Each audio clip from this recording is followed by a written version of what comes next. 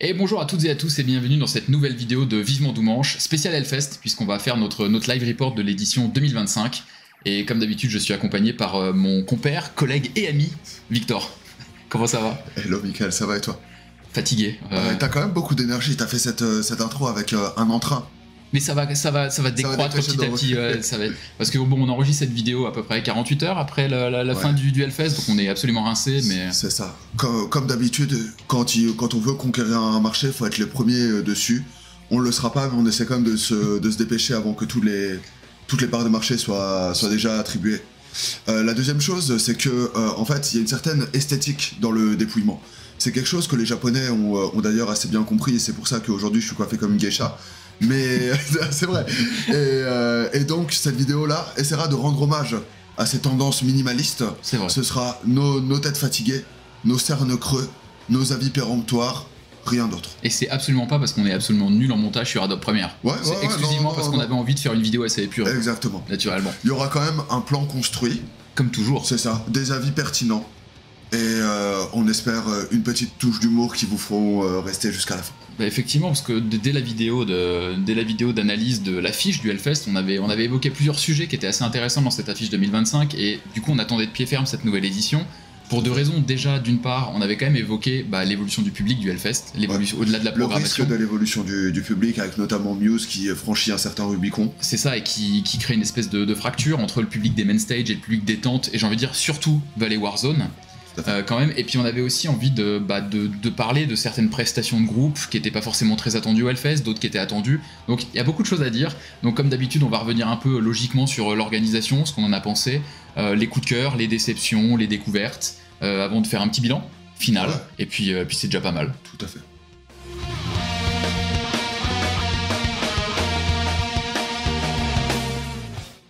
Alors pour commencer cette analyse un peu organisationnelle, on peut peut-être parler des aménagements, parce que c'est un peu le premier point qui saute aux yeux quand on arrive. Alors ce qu'on peut dire déjà, c'est que le site du festival, mais quand je parle du site du festival, c'est côté scène en réalité, ça n'a pas énormément évolué. Il y a eu quelques petites améliorations ici ou là, je pense notamment au Main Stage 2, qui à mon sens, a priori, ont bien été surélevés. En tout cas, c'est l'impression en tant que photographe dans le pit que j'avais. On voit plus que le haut des torses. Donc pour les photographes, c'est relou, mais pour les gens qui sont loin de la scène, c'est quand même un confort complémentaire. Mais je trouve que sur le site, pour pouvoir parler côté scène, il n'y a pas grand chose qui a été modifié. Par contre, sur le reste du site du festival, le LCT Square, etc., là il y a eu beaucoup de modifs dans cette édition 2025. Ouais, tout à fait. On l'avait dit, ça fait quand même quelques éditions qu'on constate que le site est quasiment optimal et rempli au maximum. Il s'agit maintenant plus que de rajouter des décorations. L'année dernière, l'arrivée de la Gardienne des Ténèbres. Cette année, une espèce d'immense arche en dur en forme de guitare qui est très impressionnante. Là où avant c'était juste marqué un gros Hellfest en jaune, c'était déjà très beau. Qu'ils ont recyclé pour la sortie d'ailleurs. C'est ça, ouais, exactement, mais qui n'était pas aussi fou.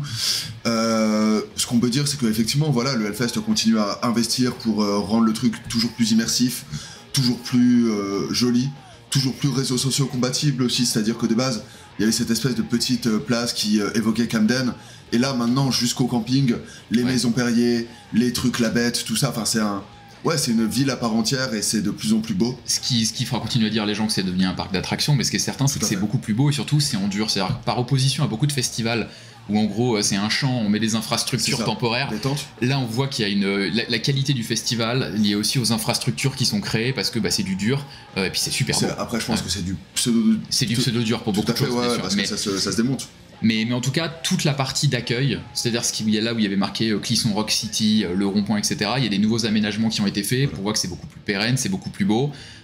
Effectivement, ça a vraiment de la gueule maintenant. Alors il y a quand même un petit point noir qu'on peut d'ores et déjà mentionner, c'est que cette partie d'accueil qui a été effectuée, là où on a gagné en lisibilité, on peut plus marcher sur la rue pour emmerder les navettes et tout, c'est que ça, en gros ils ont réduit les espaces d'accès, de circulation piétons, et donc nous on a été genre bloqués dimanche soir. Il y a eu plusieurs engorgements assez fréquents qui sont liés justement à la réduction des espaces, à la difficulté à circuler. De manière générale, effectivement, les déplacements sont beaucoup plus lisibles. Tout est à sens unique ou presque, mais la liberté de circulation s'en est retrouvée un peu réduite, tout simplement. Mais sinon, l'entrée du site, elle est vraiment très très belle maintenant. Ouais, tout à fait. Il y a aussi la brasserie, évidemment, qui est la nouvelle... le Luxor qui a été racheté, qui est devenu une sorte de brew-pub restaurant. Pendant le Hellfest, en fait, ce truc-là est pérenne, reste toute l'année. Pendant le Hellfest, c'est en fait un bar terrasse avec une espèce de pseudo rooftop qui donne sur la place, avec des pintes de bière artisanale, de la pale ale et de l'IPA, avec des prix qui sont quand même relativement délirants. On a sur 9 € la pinte, ce qui est des prix de Paris. Ouais. Mais surtout, je pense que c'est moins cher en temps normal. Parce qu'en temps normal, tu sais, genre les gens visitent le site. Ils peuvent y accéder. Espérons-le que ce soit moins cher en temps normal en fait. Tout à fait. Ouais. Mais ça permet quand même de aussi se poser en terrasse, se reposer, et quand tu n'as pas accès au VIP, ça donne quand même des vrais moments de détente où tu peux juste reposer tes jambes, ce qui est quand même ultra appréciable. Complètement, ouais. En bas, un restaurant, une formule unique au Hellfest de 49 €, entrée plat dessert. Apparemment, 46, non ouais, un truc comme ça. Cas, entre 40 et 50, c'est ça, tout à fait. Ce qui est un prix pour entrée plat dessert, voire plat dessert dans une brasserie parisienne, et on retrouve les mêmes prix. Mi haut de gamme, un truc un peu bistronomique et tout. Ouais. Là, ouais, ça reste quand même un peu cher. Après, forcément, il y a quand même des efforts qui sont faits. En temps normal, il me semble que c'est plutôt des burgers, plutôt des trucs de brasserie un peu finger food, tout genre de choses. Ça a bonne réputation. Nos autres nous ont dit que c'était bien. Surtout, le truc est très très beau et donne. Mais ça renforce l'idée qu'on a dit. Tu peux t'y attarder et ça donne vraiment l'impression que le Hellfest maintenant travaille beaucoup sur l'expérience qualité, recevoir son public, le mettre à l'aise. Et c'est vrai que ça n'a rien à voir par rapport à l'expérience qu'on avait les années précédentes. Et d'ailleurs, on peut faire le lien avec le confort global du festival. Je pense que ça y appartient aussi d'avoir des divertissements autres que la musique pure. On pourra en discuter, est-ce que c'est légitime ou non dans un festival, ça c'est un autre sujet. Mais en tout cas, si on prend ce parti-là, il y a quand même un confort global qui est vraiment apporté sur ce sujet-là. C'est-à-dire qu'à l'époque, quand on avait accès au VIP, parce que vous étiez de la presse ou autre, vous voyez vraiment une différence entre l'expérience VIP, où il y avait des petites infrastructures qui étaient mises en place, qui étaient originales. Même il y a 10 ans, il y avait un VIP où il y avait déjà des carcasses de voitures, il y avait la petite carcasse d'hélicoptère et tous les trucs. Puis t'arrivais sur le site, il n'y avait pas grand chose. Maintenant, c'est presque le contraire. C'est-à-dire qu'il y a vraiment des éléments de confort, je parle évidemment de la forêt, mais t'as le brumisateur qui a été mis en place, l'espèce d'œuvre d'art au fond de la vallée qui a été déplacée. Maintenant, c'est vraiment des tables avec quelques endroits d'ombre pour pouvoir manger tranquillement. Voilà, ça a quand même step up un peu partout pour profiter au maximum du festival. C'est ça, clairement, l'écart, on se disait il y a pas longtemps, dès qu'on parlait avec des gens qui étaient de la presse ou quoi que ce soit, tout le monde disait ouais, le Hellfest sans VIP, je leur ferai plus, nanana.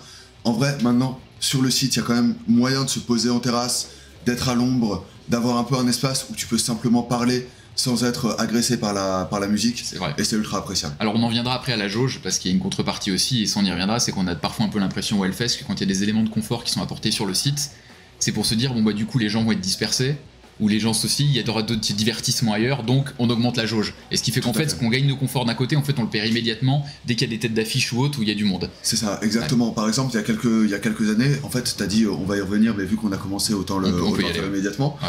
Il y a quelques années, il y avait pas mal de chaises de camping, les espèces de tabourets à 3 places, les chaises dépliantes, ça a été interdit. Et tout le monde avait salué l'initiative de type, ok, super, nanana.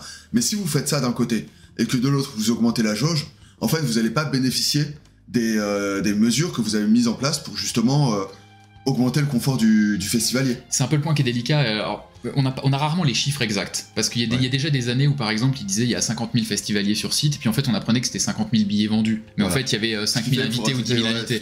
Donc, et plus les bénévoles, etc. Donc, c'est difficile à dire, mais quand on regarde les chiffres qui sont mentionnés, il y a encore, je crois, quelques années, c'était 240 000. Donc, on était à 60 000 par jour. Là, ce qui est annoncé, c'est 280 000. Donc, 70 000 par jour. Donc en fait, on a un peu ce côté, il y a des éléments de confort qui sont apportés, mais la contrepartie, c'est qu'on a l'impression qu'ils augmentent immédiatement la jauge, ce qui fait qu'encore une fois, des vases communicants. On a un de nos collègues, Malice, qui est allé au Grass Pop, et quand il a comparé 2 années différentes, il a dit, en fait, le confort a été amélioré, ils ont amélioré des choses, mais on n'a pas l'impression qu'ils ont augmenté la jauge. Et le Hellfest, il y a quand même un peu ce doute, et globalement, dès que vous entendez les gens, c'est toujours de dire, c'était quand même éreintant. Et quand tu payes 400 balles, être à 250 mètres de la scène pour voir une tête d'affiche, je trouve que c'est un peu dur. Et je termine mon monologue sur la jauge, désolé, mais moi il y a un point que je trouve un peu délicat, c'est que je trouvais que la force du Hellfest, y compris d'ailleurs avec l'espèce de fracture dont on reviendra entre les main stage et les autres scènes, c'est de dire, potentiellement quelqu'un va se dire, moi je suis très main stage, mais j'irai faire des incursions en vallée ou autre parce qu'il y a des petits groupes qui m'intéressent et je veux découvrir. Et après 21h, quand découvrir ça veut dire 50 minutes pour se déplacer et ensuite ne plus jamais réussir à retrouver là où t'étais placé devant les main stage parce qu'il faut jouer des bras, etc. En fait, tu le fais plus. Et je pense que il y a un impact sur le confort festivalier, la jauge a un impact et cette année je l'ai trouvé particulièrement que sur les grosses têtes d'affiche où les gens venaient beaucoup pour elles. Il y avait des tentes qui étaient quasi vides pendant ce temps-là, c'était très très dur de naviguer autour dans le Il y a un truc, c'est que ce truc-là, pour moi ça a commencé en 2016 avec Rammstein. C'est pas nouveau. Qui avait genre vraiment littéralement aimanter l'intégralité des festivaliers. Là, le problème, c'est que avant, c'était vraiment de manière un peu épisodique. T'avais un gros groupe qui attirait tout le monde et c'était bon. Et maintenant, vu que, certes, les possibilités de faire des choses se sont diversifiées, il y en a de plus en plus, ça permet aussi théoriquement d'augmenter un peu la jauge. En même temps, quand Linkin Park arrive, bah en fait, tout le monde va voir Linkin Park, ce qui fait que, par exemple, Not Lose, qui est un immense groupe, c'était quasi désert, tu vois. Et donc, en fait, tu te retrouves quand même à être dans des trucs qui sont vraiment inconfortables. Et ça se revoit aussi, par exemple, sur le fait de manger ou tout genre de choses. T'as plusieurs spots, mais tout le monde va manger pendant Refused, parce que après il y a Cypress Hill, Falling in Rivers. Et ça les intéresse. Alors, Refused, et du coup, genre le site, le food corner est bloqué, tu vois. Il y a un peu ce côté où, tu sais, à Paris, on est tout le temps en mode putain, on fait tout le temps les mêmes choses en même temps. Genre, il fait beau, t'as 50 000 connards en terrasse et au Luxembourg, et en fait, c'est invivable. Le Hellfest, t'as quand même un peu ce côté-là. Donc, certes, il y a de bons trucs au niveau des aménagements, des bonnes idées. Non, mais le site est magnifique. Si c'est pour juste augmenter la jauge, en fait, les gens n'en bénéficient pas, tu vois. Et en même temps, ce qu'on peut dire pour finir là-dessus, c'est simplement se dire qu'en fait, il y a tellement de gens qui veulent aller au Hellfest que c'est aussi inéluctable et il y a une vraie bonne idée de proposer d'augmenter la jauge pour aussi contenter un maximum de gens, quoi. Puis il y a aussi un sujet de foncier, c'est-à-dire que quand vous êtes le Vicon, il n'y a que des champs, j'imagine que techniquement ils pourraient toujours trouver des solutions pour agrandir le site. Quand vous êtes le Hellfest, on voit bien qu'ils essaient de grappiller tout ce qu'ils peuvent sur les côtés, mais quand vous regardez derrière les barrières, vous voyez qu'il y a une toute petite route, là où ils font passer des éléments techniques, et juste après t'as un champ. Et ce champ-là, il y a des vignes ou autres, ils peuvent juste pas le choper. Donc en fait, je pense qu'ils ont atteint l'extrême limite de ce qu'ils pouvaient avoir, mais c'est vrai que je trouve qu'il y a des années, et je l'ai ressenti cette année à certains passages, voilà, quand t'es de la presse, que t'as accès au VIP, t'as des endroits un peu plus calmes. Pour les autres, je trouve que c'est un peu violent. Pour une expérience festivalière. On a fait une petite digression sur la jauge dont on voulait quand même parler. De toute façon, Mais sur les aménagements, la grande nouveauté aussi cette année, c'est la Purple House. Elle était à la place de l'ancien Metal Corner, la Fan Zone, tout ce genre de choses. C'est une espèce de yourte, un peu. C'est vrai, c'est un peu une yourte. C'est une yourte avec un octogone à l'intérieur. Pensez un peu en mode truc de catch avec une cage au milieu, dans lequel il y a d'une part des divertissements, des blind tests, des trucs de cover, des concours de air guitar, du scream, mais aussi des concerts.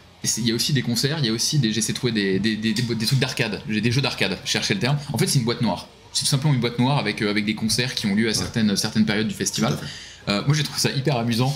C'est très drôle, même le côté borne d'arcade, les gens peuvent se poser. T'as aussi ce côté que t'as beaucoup, tu sais, les espaces chill que t'as beaucoup dans les festivals d'électro. Des canapes, des machins où tu peux te poser et tout. Là, t'avais des festivaliers qui jouaient dans un canapé à Mario, c'était marrant, tu vois. Puis ça participe un peu à cette volonté d'occuper aussi les festivaliers, de leur offrir une expérience qui va au-delà de la musique. Encore une fois, on peut discuter est-ce que c'est légitime ou non, mais c'est un cas. Donc il y a déjà des stands sur la LCT Square. Vous pouvez aller au stand de SP pour jouer de la guitare et tester leur modèle. Il y a plein de trucs que vous pouvez faire. Et la Purple House, c'est une nouvelle proposition qui vient permettre d'avoir des nouveaux concerts, quoi. Mais moi, j'ai quand même deux petites remarques à faire sur ce truc-là. Il faut pas oublier qu'il y a aussi la L Stage au milieu de la LCT Square. Et en fait, ce que je trouve un peu paradoxal, c'est que en ajoutant une scène, on offre un élément complémentaire, ce qui est très chouette. D'un autre côté, on vient rendre le festival encore moins lisible. C'est-à-dire que là, on a 6 scènes sur le festival. Il y a 6 scènes sur le fest, il y en a encore 2. Parce que par exemple, tu vois, genre il y avait ne serait-ce que Stone Jesus, certes, pour une raison de retard ou ce genre de choses. Décalé, mais il y a des groupes qui sont quasi professionnels, t'as des trucs du Rooster Frozen Records, c'est pas des groupes comme le Leclerc de Clisson, des trucs qui sont vraiment 100% amateurs, c'est des trucs qui ont une carrière, tout genre de choses, et donc 6 c'est déjà dur à composer, plus 2 c'est quasi impossible. Après, il faut quand même se rappeler que comment ça s'appelle, de mémoire il me semble que la Purple House c'est gratuit. Tu peux y aller sans bracelet, on te le bip pas, tu vois ce que je veux dire. C'est possible, je suis pas sûr, mais... Il me semble que tu peux y accéder sans rien. Encore une fois à confirmer, tu vois. Mais en tout état de cause, ça vient de nouveau enrichir une offre qui est déjà très complexe. Et peut-être moi, le deuxième constat que j'ai trouvé un petit peu dommage, mais encore une fois, c'est la première année, donc ça va certainement. C'est que je trouvais que les genres qui étaient représentés sous la Purple, il y avait des trucs assez festifs, et le reste, c'était un peu vallée compatible. Ouais, beaucoup de stoner. Et en fait, ce que je trouve dommage, c'est qu'on a déjà une vallée qui était très très riche, au détriment d'une Altar Temple qui était faiblarde en genre extrême, de dire mettez peut-être des trucs un peu plus extrêmes pour un peu combler des genres qui a pas. Ça peut être une variété d'ajustement, tu vois. Et là, c'était pas le cas. Après, tu vois, dans le métal extrême aussi, t'as beaucoup de gros kits de batterie Là où tu vois dans le stoner, t'es souvent sur des petites configurations. Ouais, de t'as pas tambour, une masse de casserole, et trucs, c'est ce bon. genre de choses. Exactement, tu vois. Non mais sans rire. Non, mais je pense que c'est quand évidemment. même lié à peu près aussi à ça. Mais j'ai trouvé que ça se mariait pas forcément, les groupes se mariaient pas forcément toujours très bien dans la C'est progra. Après, ça avait l'air de très bien marcher, hein, il y avait beaucoup de monde, et ça participe un peu aussi, j'allais parler au côté un peu influenceur compatible du Hellfest, c'est que toutes les stories que je voyais passer, c'était un truc marrant à la Purple. Tout à fait. Il y a ce côté aussi très école de commerce, avec une roue qui tourne, épilation, sauce piquante, nanana. La scène est hyper marrante, avec le côté Hell in a Cell, pour ceux qui regardaient le catch à l'ancienne. C'est très, très réseaux sociaux compatible. En même temps, ça donne une expérience qui est assez marrante. Mais surtout, moi, j'ai vraiment retenu le côté très confortable pour les festivaliers.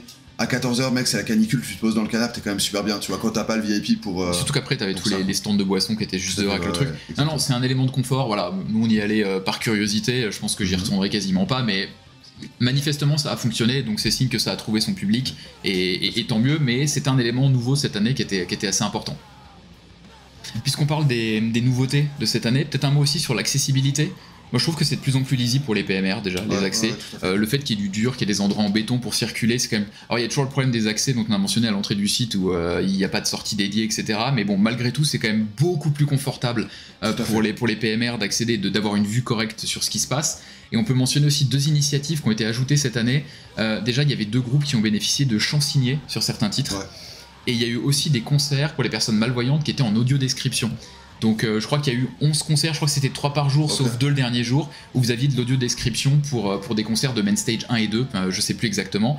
Mais voilà, on voit qu'il y a des efforts qui sont faits, et c'est la première fois que je voyais ça dans un festival métal, ça c'est sûr. Et ça fait super plaisir de te dire que genre justement le Hellfest genre en fait génère du pognon, et tant mieux pour eux, et qu'il n'est pas que réinvesti dans des feux d'artifice et dans des trucs comme ça, et qu'il y a quand même une volonté de rendre le festival plus confortable, à la fois pour les valides, mais pas seulement. Également, alors, ça va peut-être être élargi l'année prochaine, je sais pas. Je suis pas sûr que l'audio description doit être élargi à la Warzone, parce que si tu dois faire de l'audio description sur Nasty, alors mouvement de bonobo, tu vois, t'as pas grand chose à dire à la fin, tu vois, mais en tout cas c'est une belle initiative. Donc je préférais je voulais la mentionner dans le mec, t'as raison, t'es un grand humaniste, Mika.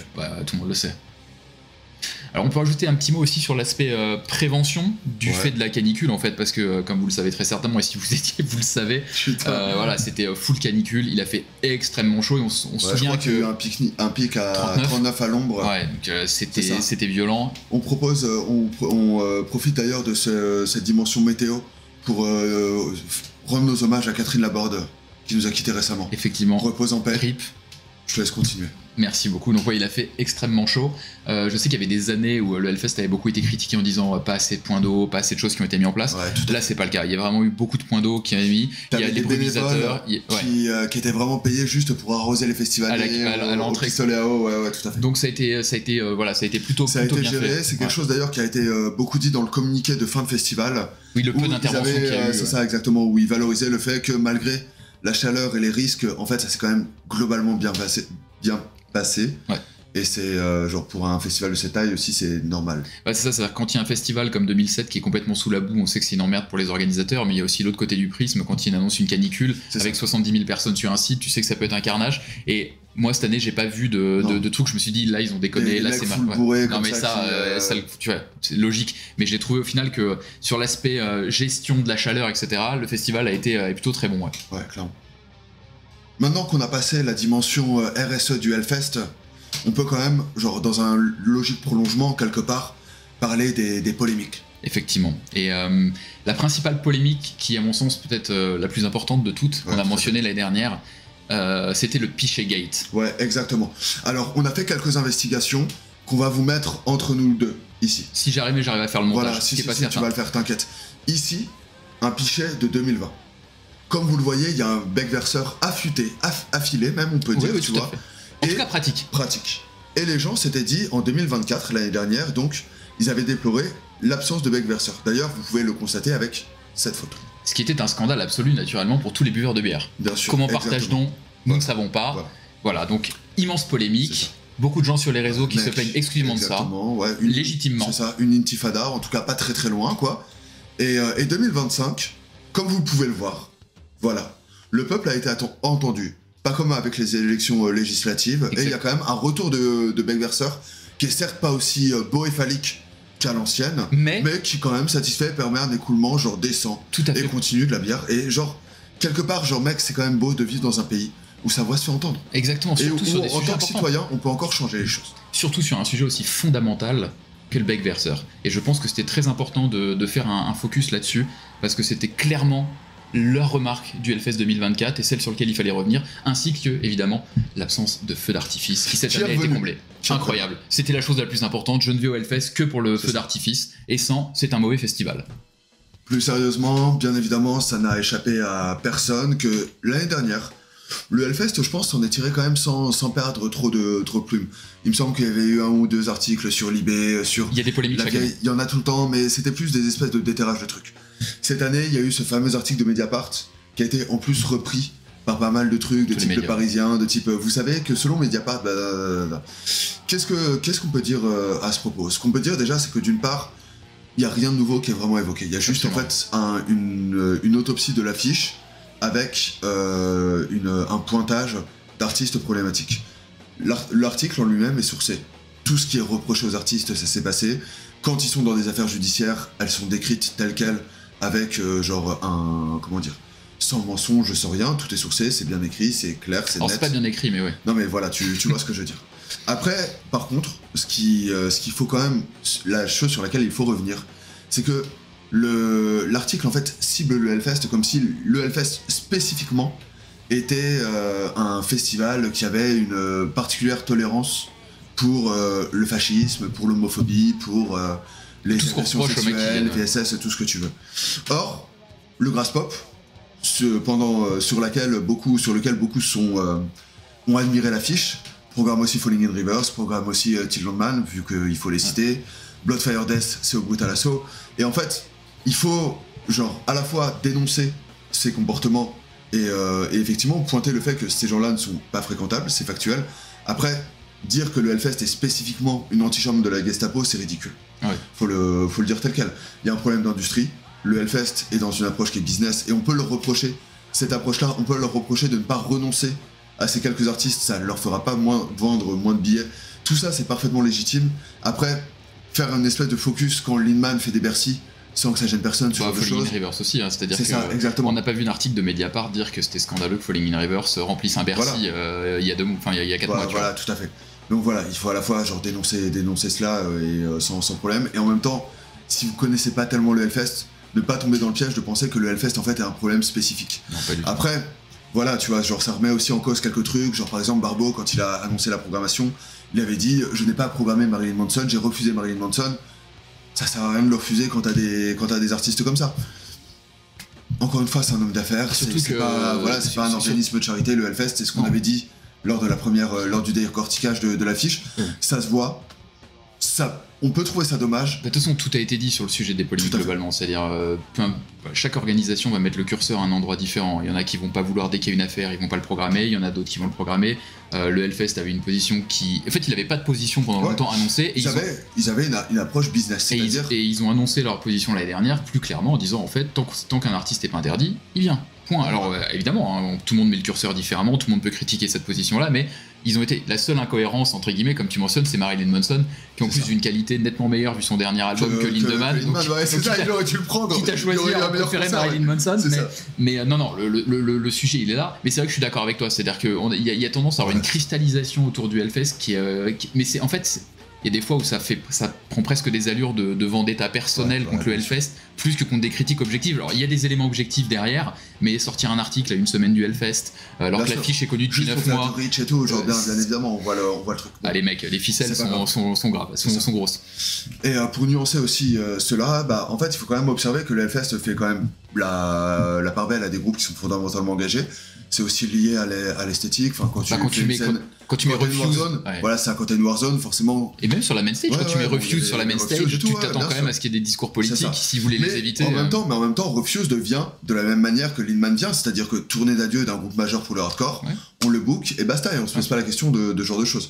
La cause palestinienne a été très fréquemment évoquée par les artistes, par des artistes dont on s'attendait des prises de position, Slomosa qui sont engagés, Refuse encore une fois, mais aussi par des artistes qui sont beaucoup plus apolitiques, d'apparence turbo-négro, qui a pris la parole à ce propos, alors que c'est pas le groupe le plus explicite.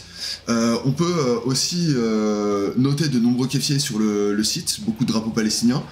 Tu sais, c'est pas grand chose, mais genre, en fait, tu peux pas non plus mettre un kéfier partout dans l'espace public. Donc, t'as d'une part une expression qui est permise, qui est libre, t'as pas d'emmerde. Genre, les gens avec des kéfiers n'ont pas été emmerdés au Hellfest, il me semble.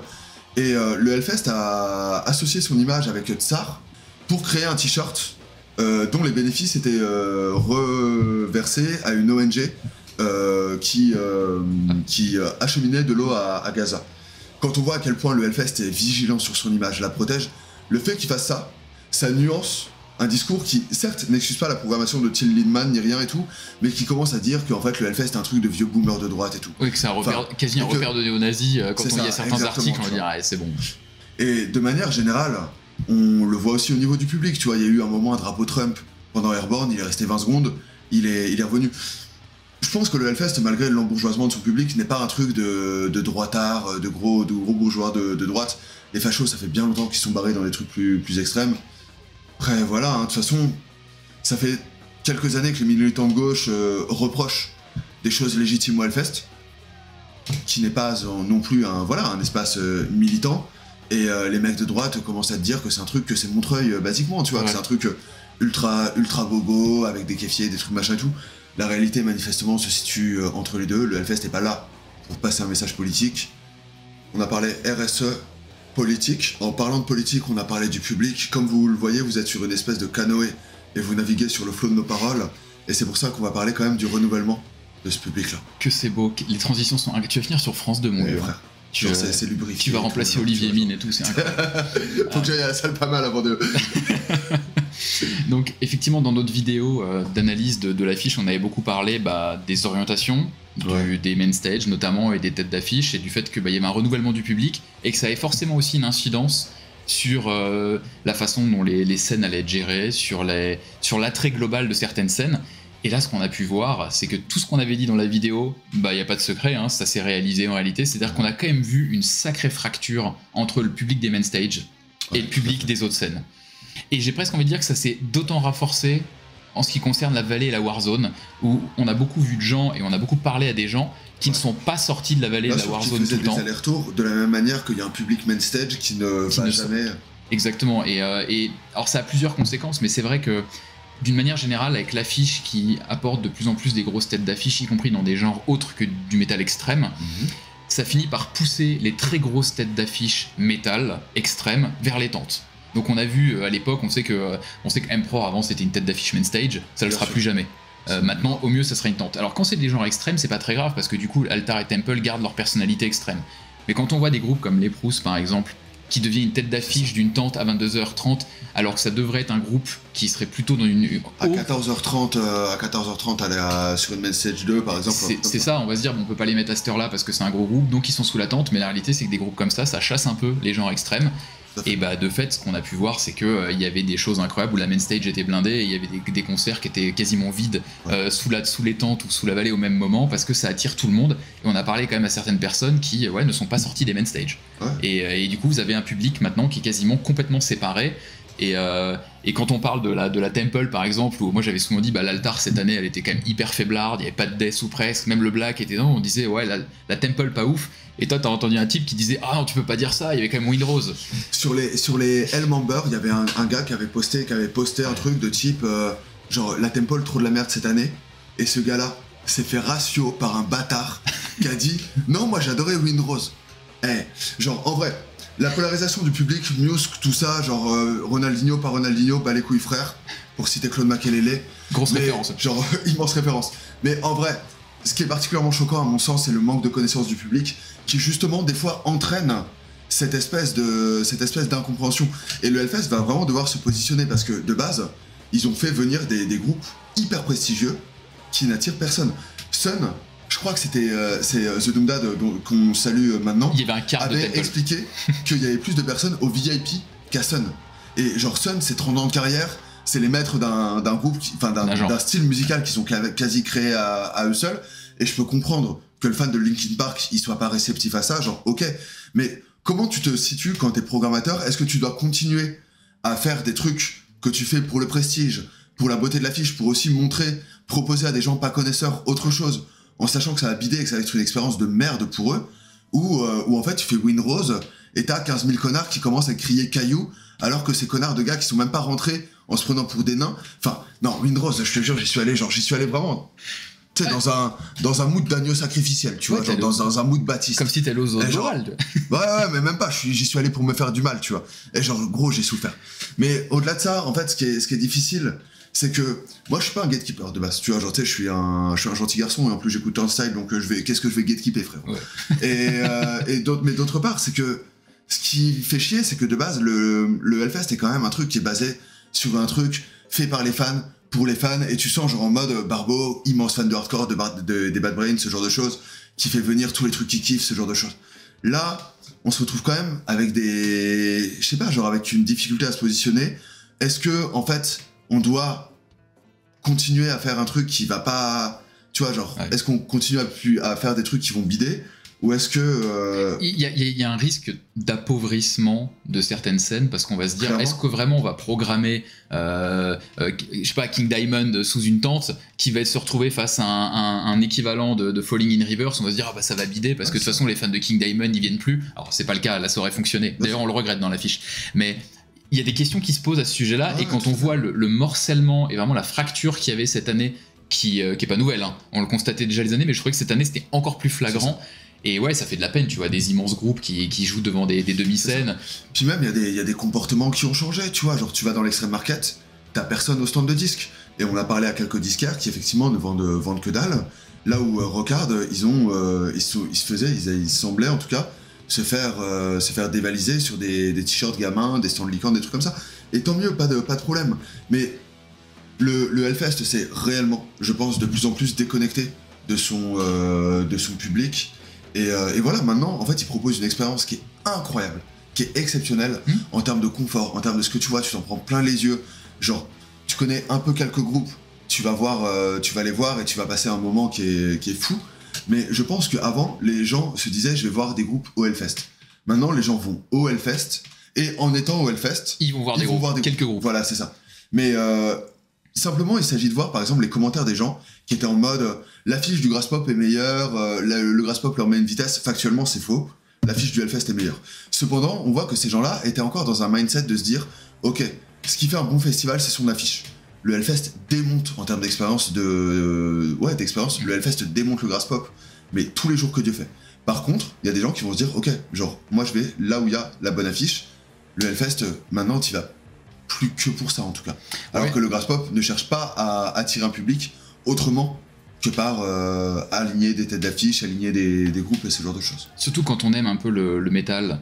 Alors quand je dis métal mainstream, j'entends des trucs typés Machine Head, Opeth et consorts, c'est-à-dire pas de l'hyper mainstream, mais du mainstream. En fait, ces groupes mid, qui sont pas du tout mid, mais par rapport à des grosses têtes d'affiche en termes de popularité, en fait, ceux-là, c'est ce qui attire souvent la plupart même des métalleux habituels. C'est ça. Et donc quand ils voient ça à l'affiche du Motocultor et qu'ils le voient même plus au Hellfest et qu'à la place c'est un Muse ou un Linkin Park, bah ils se disent je vais payer moins cher au Motocultor et en fait j'aurai tous les groupes de métal que j'aime bien. Alors il y a un plafond de verre sur ces festivals comme on l'avait dit, t'as pas les petites raretés de la Warzone et de la Vallée notamment où t'as des fois des groupes exceptionnels, Datunique en France, parfois Datunique en Europe. Parce qu'ils peuvent se permettre de taper un fly-in, ce genre de choses. Exactement, mais la réalité c'est que moi ce qui me fait un peu peur c'est que le changement du public ait encore plus d'impact sur l'affiche, où là on se disait toujours, même quand on est un spécialiste, qu'on a des goûts pointus, on peut trouver de quoi faire au Hellfest, parce qu'on découvre des trucs et tout, bah en fait jusqu'à quand ?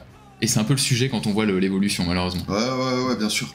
L'évolution, elle se remarque aussi, et c'est la fin de la partie boomer, ensuite on parle de son, sur aussi la façon dont ils communiquent et la façon dont ils veulent être perçus. C'est-à-dire que nous, on fait une analyse, il y aura que des vieux. On a déjà vu les gens qui venaient nous dire bonjour. Mais je sais pas, il y a combien d'influenceurs au Hellfest, de mecs qui font vraiment des trucs full pour les jeunes, hyper esthétiques, et ça marche, et tant mieux, il y a pas de problème là-dessus. Mais qui permet au Hellfest de renforcer le côté expérience, le Hellfest c'est trop beau, regarde, il y a des fontaines, il y a des cascades, il y a des trucs en dur, c'est trop stylé, nanana. Mais il y a des influenceurs qui vont parler de 3 groupes, et puis qui vont vraiment mater 3 trucs, et qui vont pas permettre aux gens de découvrir des groupes, mais de découvrir ou d'emmener des gens voyager en festival, comme t'as des influenceurs qui t'emmènent en Thaïlande, tu vois. Mais ça attire un public de casu, hein. Mon frère qui écoute par exemple très très peu de métal, il aime 7-8 groupes. Chaque année il me dit oh là j'ai trop envie d'aller au Hellfest. Ouais, et en bien fait il va regarder 4 groupes 3 jours par jour sur la main stage, il va jamais aller voir le reste en fait. Et c'est ce public-là qui est attiré. Moi je bosse dans la musique classique. Et quand je suis rentré lundi, j'ai des collègues qui m'ont dit t'es allé au Hellfest, putain mais trop de chance. Et il y a quelques années, Barbeau, il débattait avec Christine Boutin qui devait passer sa vie à écouter de la musique baroque.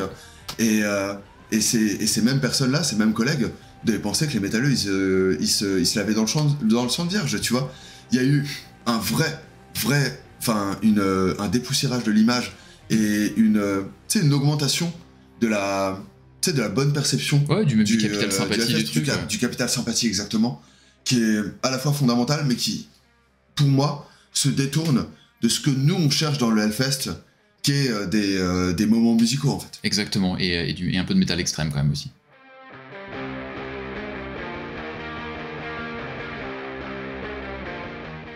Alors on a parlé longuement, comme toujours, des aspects on va dire un peu organisationnels et méta autour du festival, et on va en venir enfin à la vraie phase live report, on peut dire. Ouais. En tout cas, ce qui nous motive notre venue au Hellfest, et ça va être évidemment, on va avoir des coups de cœur, peut-être quelques déceptions, évidemment le top concert qu'on mentionnera. Tu veux commencer ? Écoute, ouais, sur les coups de cœur, moi j'ai adoré l'affiche. Enfin, genre quand je l'ai vu, j'étais plus sceptique. Ouais. Je sais que toi t'étais sceptique, on a déjà échangé là-dessus.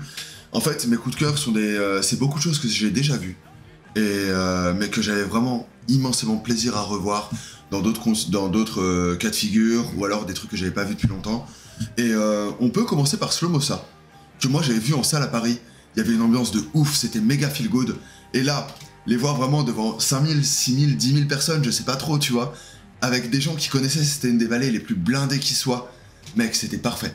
Il faisait chaud, le set était raccourci, en plus t'avais vraiment que des bangers, t'avais pas un seul fillers ou quoi, tu vois, même s'ils en ont peu. Attitude impeccable, le mec qui... Même moi j'ai bien aimé. C'est ça, qui dit à certains dirigeants d'extrême droite de lui prodiguer un rapport bucco-génital, comme on dit. C'était très cool, vraiment ultra stylé. Ouais, même moi j'ai bien aimé, hein. C'est pas du tout mon genre de prédilection. Non, pas du tout, c'est pas ton truc. Mais j'ai trouvé ça extrêmement bien. Ouais, extrêmement bien. D'ailleurs, vous pouvez aller voir le live sur Arte, ouais, tout à fait. Qui est plutôt pas mal. Okay. Un petit autre, vas-y. Un petit autre, ok. Même jour. Et autant Slow Mossa, je les avais vus récemment. Là, j'ai parlé d'un groupe qui m'a énormément marqué quand j'étais gamin. Quand j'étais fin de lycée, début des études supérieures, c'est Turbo Negro. C'est un groupe, je sais pas, j'ai toujours adoré ce côté ultra énergique, t'as un sens de l'écriture qui est fou, c'est irrévérencieux, c'est drôle, c'est extrêmement marrant, c'est c'est un peu poisseux et tout. Et ok, on peut un peu reparler de la diversité du public, le fait que cette année il y avait beaucoup moins de fans. De mecs qui avaient des Turbo Jugend, qui avaient le petit écusson sur la veste en jean et tout. Mais en même temps, il y avait quand même un public qui était ultra réceptif, qui connaissait bien, immense ambiance. Puis tout le temps, le dernier concert de la journée... c'est le meilleur créneau. C'est le meilleur créneau. Il est trop cool. Non, j'ai adoré. Ouais, je comprends, je savais que tu les attendais. Alors, ouais, ça m'a pas du tout déçu. De mon côté, pour commencer, je peux mentionner Savatage. Alors oui, il n'y avait pas John Oliva, oui, le concert était un peu kitsch, comme tout le genre, c'est-à-dire il y avait des inserts, à un moment il y avait un truc avec des drapeaux et tout, c'était vraiment fait par un stagiaire sur PowerPoint, c'était cheapos à mort.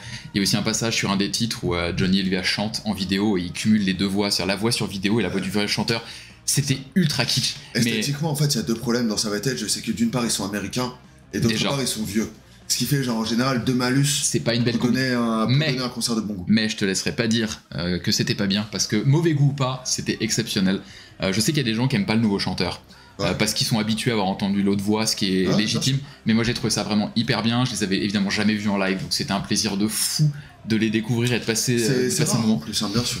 Ce qui était assez bizarre, et là encore on va parler un peu du public, désolé on fait un peu un focus, mais du coup ils étaient assez tard dans la journée et globalement personne les connaissait. Et ça fait un peu de la peine de voir un groupe aussi, tu vois, genre important de la scène AEV, j'allais pas dire underground parce qu'ils sont pas underground, mais c'est quand même pas mainstream. Ça a pas eu. C'est un nugget, tu vois, c'est un truc. Ouais, bien sûr. Et genre personne connaissait, et tout le monde avait l'air de s'en foutre un peu, et je trouve ça hyper dommage parce que, à part les noyaux d'irréductibles habituels des 30 premiers rangs, ça a pas beaucoup bougé, mais moi j'ai trouvé que c'était absolument fou. Et je peux peut-être en mentionner déjà deux autres, et après ça sera de nouveau à toi. Vas-y. Vola, metal prog assez moderne. Je trouve ça très très bien sur CD. mais c'est très porté sur la voix du chanteur qui sur album est exceptionnelle. Et je m'étais dit en live des fois t'as un peu des mauvaises surprises. Double gifle dans ma gueule, malgré le fait qu'on était sous l'altar qui est quand même pas réputé pour avoir la meilleure qualité sonore du festival, c'était limpide, c'était hyper bien, son très bon, vraiment j'ai trouvé impressionnant.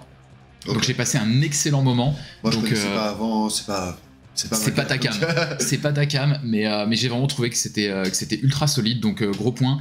Et d'ores et déjà j'ai envie de mentionner Korn aussi. Ouais. C'était pas loin. Immense regret de ma part. C'était pas loin d'être un de mes top concerts. À Orange Goblin, à Turbo Negro et à Helicopters, mais c'est un truc qui m'a vraiment fait chier de rater. Ouais. Ça faisait partie un peu de ces mais ça faisait partie de ces trucs où dernier concert d'Orange Goblin que j'ai vu plein de fois, face à une setlist de Korn exceptionnelle. Et Helicopters aussi que t'as sacrifié. Bien sûr. Chacun on a fait nos choix, tu vois, genre mais. J'ai sacrifié beaucoup de trucs que j'avais envie de voir, mais en fait j'hésite. Avec Korn, pendant la période où on a analysé l'affiche, j'avais un peu dit c'est un peu un reach de les mettre en tête d'affiche. Je trouvais que c'était un peu trop. Est-ce que vraiment ils avaient une gueule de tête d'affiche? Je sais pas. Surtout que sur X, t'avais des plans d'affiches de travail qui circulaient avec Slipknot dessus, quoi. Oui, donc, tu te dis entre Slipknot et Korn, moi je trouvais qu'il y avait une petite différence, mais de popularité en tout cas, c'est certain. Ils m'ont claqué la gueule. En fait, quand j'ai vu la setlist qui était ultra forte. Petit creux au milieu du set, mais encore, vraiment commencer par Blind à l'ancienne. Bref, tout était excellent, je me dis, je peux pas le rater. Et bah voilà, un son exceptionnel. Jonathan Davis, les années, peu importe, ça passe, mais ça change, il est toujours aussi fort. La voix était bonne, le son était bon. Phil D est pas là, son remplaçant, t'as l'impression que c'est un copycat qu'ils ont fait sur une imprimante 3D. Le mec, il a la même ganache et tout, la différence se sentait pas. Vraiment, j'ai trouvé ça absolument fou. Et je comprends que tous les kids qui ont grandi avec Korn étaient absolument dingues parce que voilà, c'était un show ultra fort. J'ai eu que des avis positifs aussi sur Korn. Mais tu parlais de la voix de Davis, j'allais dire David parce qu'il va bientôt venir à la Juventus. Mais c'est autre chose, c'est notre problématique. C'est pas le même Jonathan. Ça. Dans la voix qui m'a soufflé, moi de ouf, c'est Hermano. Ouais. John Garcia, c'est sans doute le plus grand chanteur de stoner de tous les temps. Il a un timbre qui est hyper particulier. Hermano, c'est le groupe que je connais le moins, parce que c'est vraiment... tu sais, c'est pas comme Slow Burn où t'as eu un feu follet de trucs. C'est le dernier concert, mec, ils l'ont donné au Hellfest aussi en 2016. C'est-à-dire que tous les 10 ans, ils sortent de leur retraite, ils font un flying au Hellfest, et ensuite c'est tout. C'est une espèce de comète qui vient tous les 10 ans. Exactement. C'est magnifique, et surtout, mec, j'avais pas vu John Garcia depuis des années. Il est toujours aussi beau, il a toujours sa voix qui change pas. Il a une présence, il a un magnétisme qui est incroyable. Son petit brushing en arrière qui bouge pas, il ressemble à un soprano, il ressemble à un mafieux italien. Ouais, une espèce de shérif dépressif dans son désert, tu vois, genre il est drôle, il est ultra charismatique, c'était très très cool. Surtout, il y a un truc, c'est quand on connaît pas trop le groupe et qu'on connaît pas le personnage, quand on le voit débarquer sur scène, on se dit oula, il a un peu une tête d'expert comptable quand même. Miskin, exactement. Complètement. Non, il a vraiment l'air de l'américain du petit shérif, tu vois, genre. Et là ça commence et il commence à chanter, tu fais il a fait un petit déhanché. Ok, je ferme ma gueule, c'est bon. Non, c'était ultra fort. Et autre concert qu'on a vécu déjà au Hellfest et qui avait soufflé 2022, c'est Jerry Cantrell. Jerry Cantrell, il est arrivé en 2022. Il fait 2 titres de son nouvel album, tout le monde est en mode ouais, c'est super. Et à un moment, il dit bon bah maintenant on va changer. Il ramène Greg Puciato de Dillinger Escape Plan, qui était déguisé en Len Stanley, et il fait 10 titres d'Alice in Chains. Et tout le monde était en mode mais ferme ta gueule. Qu'est-ce que t'es en train de nous faire? Et certains disent que genre Jerry Cantrell actuellement c'est mieux qu'Alice in Chains nouvelle version. Il a refait pareil. Puciato. Alors c'était quand même un peu plus équilibré entre la carrière solo de Cantrell et la carrière d'Alice in Chains. Mais les titres d'Alice in Chains, mec, ils prennent une dimension incroyable. Il a un magnétisme de ouf. Et genre actuellement, genre entre faire des vues et voir Jerry Cantrell à la machine du Moulin Rouge, j'ai choisi Michael. Mais j'ai failli annuler pour retourner le revoir à Paris 2 jours après. Je sais, mais je sais que mon attraction a été si forte. Bien sûr. Que t'as senti. Non, mais c'est vrai que tout le monde a dit, tous les gens autour de moi ont dit que c'était. En fait, le seul truc, c'est que c'est un poil décevant parce que 2022, c'était le concert du festival. Là, c'est un concert, mais gros, des concerts comme ça, t'as envie d'en voir quand même, tu vois. T'es déçu parce que t'as vu un des meilleurs concerts de ta vie avant. Mais genre, mec, il a encore enfoncé tout le monde du bâtard. Il paraît. Moi, je vais redescendre de 2 niveaux au niveau intelligence. Pour mentionner 2 trucs. Je mentionne très rapidement Walls of Jericho. Pourquoi je le mentionne? Parce que je crois que la dernière fois que j'avais vu le groupe, c'était 2012-2014 par là. J'avais trouvé ça marrant. C'est pas très intelligent, tu vois. Donc j'avais trouvé ça distrayant. Et là, je suis allé le voir en me disant ça fait 10 ans que je l'ai pas vu, j'ai envie de voir ce que ça donne. Et je me suis un peu pris une petite double claque dans ma gueule. Candice, elle est trop forte. Je trouve que vocalement, elle est plus solide qu'avant. Avant, en milieu de set, ça commençait à partir dans les aigus, machin. Là, elle est ultra solide, c'est dynamique, ça marche bien dans le public. Voilà, c'est pas intelligent, mais ça fait partie de ces concerts qui m'ont tellement agréablement surpris que je le mets dans les concerts marquants parce que je suis sorti avec un smile jusqu'aux oreilles. Et dans une autre genre un peu débile, Guilt Trip. Ouais. Que j'ai trouvé très drôle. Ouais, j'ai eu la flemme, mais. Je sais qu'il y a beaucoup de gens qui adorent Guilt Trip qui ont dit ouais, c'était un peu mid. Moi, j'ai beaucoup aimé. Okay. Mais niveau truc pas très intelligent, j'ai envie de mentionner Lorna Shore. Lorna Shore, c'est peut-être un des groupes qui grimpe le plus vite. Ouais. Dans un genre qui est très extrême malgré tout, c'est-à-dire que les gens vont dire c'est surproduit machin, mais c'est quand même ultra extrême. Je pense qu'on reparlera d'un groupe qui a terminé la Warzone le dimanche, mais t'es à peu près sur les mêmes dynamiques, genre une ascension ultra verticale. Ouais. Qui est porté par un truc méga esthétique et surtout le talent de Will Ramos. Et surtout, il y a alors évidemment le talent de Will Ramos, mais il y a aussi le fait que Will Ramos soit énormément suivi sur les réseaux sociaux, qui fait le buzz, et on le retrouve quand même dans une vidéo de McFly et Carlito récemment. Il y a des fan clubs pas possibles. Je crois qu'il sort avec une française et c'est comme ça qu'il a été en relation avec c'est pas impossible, mais en tout cas, ce qui est certain, c'est qu'il y a une espèce de. Le groupe a le vent en poupe comme jamais, et quand tu le suis un petit peu, ils sont passés de l'attente l'année dernière, ou il y a 2 ans, là on les retrouve en main stage, et c'était ultra produit, ils sont ultra forts, de la pyro. En gros, tout ce que les gens qui aiment le métal moderne veulent, ils l'ont retrouvé dans la prestation. Là aussi, c'est sur Arte, allez voir si vous avez envie. Et moi, c'est pas mon truc, mais les images que tu m'as montrées, je trouve que c'est incroyable. C'est un groupe, tu peux ne pas aimer, mais genre, tu peux pas dire qu'ils ont un succès immérité. Ouais, parce que dans le genre, ils sont ultra forts. Ils sont ultra forts et ils sont méga talentueux. Genre, Will Ramos, c'est un chanteur de ouf. C'est que le deuxième Ramos le plus agressif derrière Sergio, mais ça reste quand même un bon Ramos. C'est un bon Ramos. Mais voilà, je tenais à le mentionner parce que ça devient une grosse star, ça attire les foules. Je pense que maintenant on les verra plus dans des petites salles, c'est terminado. Déjà, tu parles de petites salles, la dernière fois qu'ils étaient à Paris, c'était un Bataclan, tu vois. Donc, ouais, et avant c'était en première partie de Parkway Drive au Zénith, donc je crois qu'ils ont jamais connu vraiment des très petites salles, en tout cas dans la mouture avec Will Ramos. Mais voilà, c'était pour moi un très très gros concert. Ok. Tu vas encore en balancer quelques-uns ? Ouais, bah écoute, dans un truc un peu plus. Certes, un groupe émergent qui grimpe les échelles du succès, mais qui est quand même quelques étages en dessous de Lorna Shore. J'ai adoré Grave Cult. On fait un petit trigger warning anti-corruption. C'est quoi ? Non, c'est pas l'Arcom, la corruption. L'Arcom, c'est la télé. Ouais. Je sais plus comment ça s'appelle, l'organisme français qui... c'est la HATVP, la Haute Autorité pour la Transparence de la Vie Publique. Et bah merci de ressusciter ma blague. Voilà, on est potes avec Grave Cult. C'est des gens qu'on aime bien, on traîne ensemble, ce genre de choses. Mais ils m'ont rien payé et je dis pas ça parce que je les aime bien. Je trouve que. Moi je les connais pas. Ils sont sur un créneau qui est hyper marrant, genre cette espèce de black and roll avec quelques riffs de hard rock un peu vicieux et tout, c'est méga dansant. Et 11h40 sous la Temple, ça a réveillé tout le monde et c'était vraiment un concert qui m'a mis de bonne humeur. J'ai trouvé très très cool avec, tu vois, les espèces de trucs les hugs à la Tom J. Warrior, tu vois, qui rythme le truc.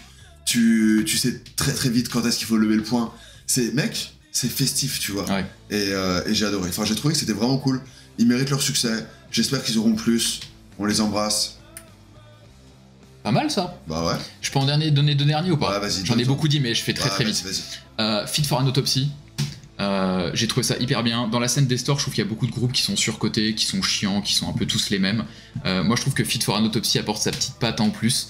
Il y a un côté, il y a une certaine dichotomie qui se fait entre ce à quoi ils ressemblent sur scène et le message qu'ils véhiculent. Je trouve assez drôle et j'ai trouvé que c'était ultra propre, c'était fort, c'était puissant. Moins cliché que d'autres groupes où au moindre breakdown il faut faire 12 pirouettes avec la guitare autour où t'as envie de leur tarter la gueule. Non, c'était ultra carré, j'ai beaucoup aimé. Je trouve que dans la scène des scores, c'est un groupe qui est quand même assez sous-coté. Okay. Et le dernier que j'ai très envie de mentionner, parce que moi j'ai raté leur concert à Paris vendredi il y a genre 3 semaines ou un mois parce que je pouvais pas y aller. J'étais ultra heureux de voir Castle Rat. Pas très fan de Doom de base, mais là, double gifle dans ma gueule. Ouais. Ultra bien. Castle Rat c'était bien et justement c'est un groupe qui a cette espèce de qualité de fonctionner à la fois en petite salle à Paris, c'était trop cool. Et à la fois, tu vois que 11h en plein cagnard sous la vallée, après, elle aura pas chaud, tu vois ce que je veux dire, mais... Ça, c'est certain. Mais en tout cas, tu vois, genre, il y a des groupes qui sont un peu impressionnés au Hellfest par la taille du truc, qui sont un peu statiques, qui savent pas comment se comporter. Et les groupes qui arrivent vraiment à être bons en club, bons en festival, genre... Surtout un groupe jeune, et un groupe qui a des éléments un peu... théâtraux, Ouais, c'est ça. ultra kitsch. Bien sûr. C'est-à-dire le combat d'épée qui ressemblait un peu à je sais pas, une espèce de pièce de théâtre de kermesse. Faut quand même l'assumer devant une vallée, et elle a été droit dans ses bottes, tout le monde était là, bah les couilles. C'est clair. Ultra Après, marrant. voilà, c'est ça. En fait, il y a une partie des fans de Doom qui détestent Castle Rat parce que, en fait, c'est Powerwolf version lente. Tu vois ce que je veux dire? T'as les mêmes ressorts un peu théâtraux, C'est un peu goofy. C'est goofy, mais tu sens aussi que bon bah voilà, il y a quand même aussi, ça marche quand même parce que la meuf est très jolie, parce qu'il y a un aspect visuel qui pousse à la curiosité. Les gens restent pour la musique, tant mieux, tu vois. Genre moi, je trouve ça très bien. Le premier, je le trouve génial, mais je comprends la haine. Moi, je trouve qu'elle est pas méritée quand tu vois la qualité des trucs. C'est hyper bien. De toute façon, vous pouvez voir si l'esthétisme d'un groupe a un impact sur le public à la quantité de photographes qui font la queue. C'est-à-dire que là, le concert était à midi. Les jours d'avant, à midi, quand j'arrivais, on était 4. Là, d'un coup, il y a 30 personnes qui attendent. C'est quand même un peu bizarre, tu vois. Ça fonctionne comme ça. Mais je voulais le mentionner parce que j'ai trouvé ça hyper bien. T'as raison, ouais, bien sûr.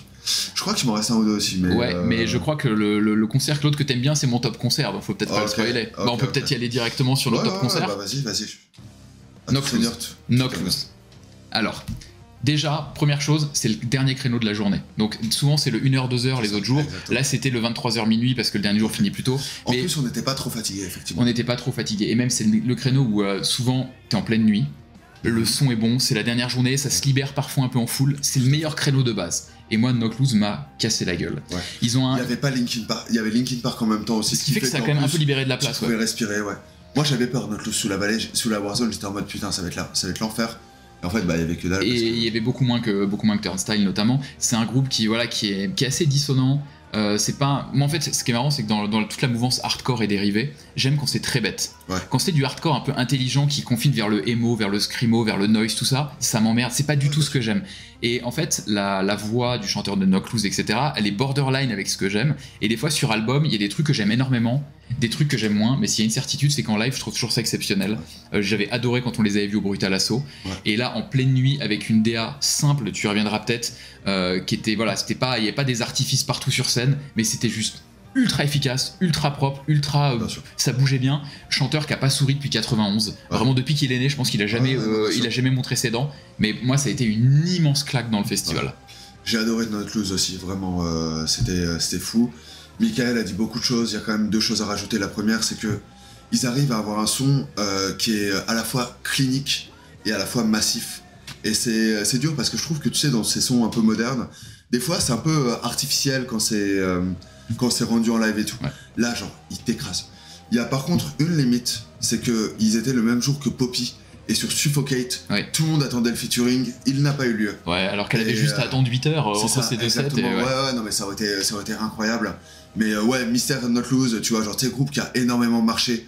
Genre, ils ont fait des c'est Jimmy Kimmel, c'est ça? Il me semble que oui. Ouais, c'est ça. Ouais. Alors que le contenu est ultra agressif. Il y a une petite partie industrielle qui, genre, justement, enfin, tu sais, renforce le côté, genre, presse hydraulique. Ouais. C'est trop bien. J'ai adoré l'esthétique aussi, genre, avec une espèce de croix en LED et un light show genre exceptionnel. Mais ils ont pas besoin de ça, tu vois ce que je veux dire, et c'est ça qui était vraiment mais c'était vraiment beau. D'ailleurs, vous pouvez là aussi aller voir le concert sur Arte, qui d'ailleurs ne rend pas complètement hommage à la prestation que j'ai trouvée en live tellement forte au niveau du son. Mais voilà, moi c'est le top concert, j'ai vraiment trouvé ça ouf. Ah voilà. Le mien, c'est un groupe c'est une tête d'affiche de la Warzone. Quelle surprise. Qui a joué également de 1h à 2h. Non, Turnstile nous a roulé dessus. C'était la 5e fois que je les voyais. Je les ai vus 2 fois en salle, 2 fois en festival. Quand je les voyais en festival, je les voyais à Rock en Seine ou à Lollapalooza dans des configurations où les gens n'étaient pas là pour eux. Ouais. Alors qu'en salle, tout le monde était ultra réactif, ça chantait toutes les paroles et tout, il y avait une ambiance de ouf. Et là, vous avez à la fois le côté un peu frais des festivals en plein air, genre vous pouvez un peu circuler, il y a une immense foule, et en même temps l'immense foule, elle connaissait, mais genre comme pas deux, tu vois. Ouais, il y avait pas beaucoup de groupes qui ont eu une ferveur aussi fat. Même pas dans le festival, mais dans tout ce que j'ai vu au Hellfest, j'en ai fait 15, tu vois, genre pas loin, et genre ouais, j'en ai pas vu masse qui ont été aussi bien accueillis, avec un pit à la fois hyper grand, et surtout pas agressif du tout, tu vois. Genre les gens se poussaient, mais genre, tu sais, genre, il y avait pas de personnes qui tombaient. C'était ouais, exactement. Mais pas festif fait à la saucisse, genre vraiment une espèce de... Festival Storm. C'est ça, une communion entre le groupe et le public. Les nouveaux titres passent ultra bien, j'ai pas aimé l'album, et genre mec, je l'ai réécouté depuis, et en fait il est pas si mal, et surtout genre il s'insère bien, il y a des moments qui étaient vraiment stylés, enfin... Ouais, moi, ça a été plus dur. C'est un concert qui moi m'a touché, tu vois ce que Ouais, je veux dire. je comprends. Et d'ailleurs, c'est un concert qui a polarisé. Hein. Quoi? C'est un concert, je trouve, qui a polarisé. C'est-à-dire que j'ai entendu beaucoup de gens dire ultra bien. Ouais, genre, on a adoré, c'était exceptionnel. Mais j'ai aussi entendu des gens, même des gens qui aiment Turnstile, qui sont allés dans le sens en disant. Mais parce que Turnstile, mec, ils sont vraiment sur une espèce de. Ils sont sur le fil du rasoir, tu vois. C'est-à-dire qu'ils commencent à être suffisamment commerciaux pour vraiment perdre la base. Ouais. Glow On, tout le monde a kiffé. Même les gens qui étaient là, Step to Rhythm, ce genre de choses et tout. Là, t'as un peu franchi ça. Et du coup, les vieux de la vieille, les gars qui étaient là en 2016 à midi, ils voient ça. Ils mettent un câble, tu vois. Et c'est normal. Et pour les curieux, c'est une musique qui peut très bien passer comme très mal. Ils chantent quand même faux en live. Ouais, ils chantent faux, mais gros. Mais vous pouvez voir l'importance qu'avait ce concert dans le festival. Moi, j'étais dans le pit photo pour la première chanson. Quand je suis rentré dans le pit photo, vous aviez à droite du pit, vous savez d'habitude quand il y a des groupes qui viennent voir la prestation, il y avait le chanteur de Day to Remember qui était là, etc. Ils sont sur scène sur les côtés. Et on les voit d'ailleurs, ils sont en train de filmer sur les côtés, etc. Là, il y avait du monde même dans le pit photo. Et d'un côté, il y avait des groupes, et de l'autre côté, il y avait Ben Barbeau dans le pit photo avec Riku, etc. Ils étaient là pour regarder la prestation de Turnstile au plus près. Donc même eux se sont déplacés pour voir la prestation. Et ils ont, comment ça s'appelle?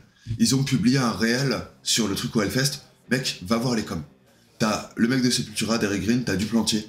T'as, je sais plus, je crois que t'as Aquaman, là, je sais plus comment il s'appelle. Enfin, Jason, machin. Ok, ouais.